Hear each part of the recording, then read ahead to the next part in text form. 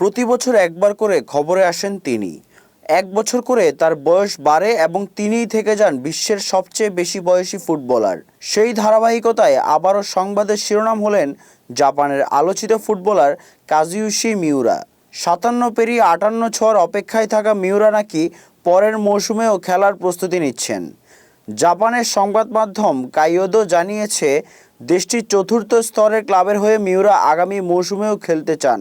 এই খবর সত্যি হলে ৫৮ বছর বয়সেও মাঠে দেখা যাবে মিউরাকে। ৫৭ পেরোনো মিউরা আগামী ফেব্রুয়ারিতে উদযাপন করবেন ৫৮তম জন্মদিন। পরের মৌসুমে মাঠে নামলে সেটি হবে মিউরার ৪০তম মৌসুম।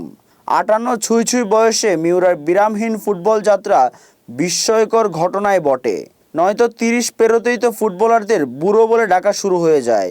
৩৯ বছর বয়সী ক্রিস্টিয়ানো রোনালদো বা ৩৭ পেরোনো লিওনেল মেসির বিদায়ের গুঞ্জনও প্রায় শোনা যায়।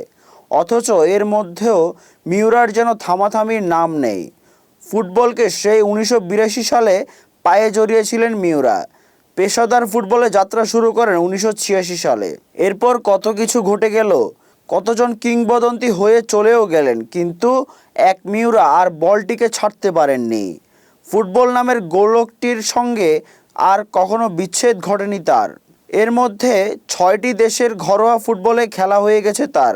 বিভিন্ন মেয়াদে তিনি Brazil, Japan, Italy, Croatia, Australia ও পর্তুগালের ক্লাবগুলোই খেলেছেন।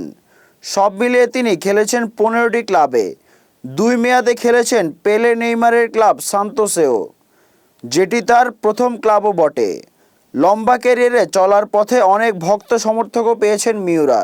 জাপানের সবচেয়ে পছন্দের ক্রীড়াবিদ হিসেবেও পরিচিত মিউরা। অনেকে তাকে আদর করে কিং কাজু বলে ডাকে। ফরওয়ার্ড হিসেবে খেলা মিউরা এর আগে বলেছিলেন ৬০ বছর বয়স পর্যন্ত খেলতে চান তিনি। যেভাবে তিনি এগিয়ে যাচ্ছেন সেটা মোটেই অসম্ভব কিছু নয়। ক্লাব ফুটবলে বয়সকে হারিয়ে দেওয়া মিউরা জাপান জাতীয় দলের হয়ে তিনি ১৯৯০ থেকে ২০০০ সাল পর্যন্ত খেলেছেন।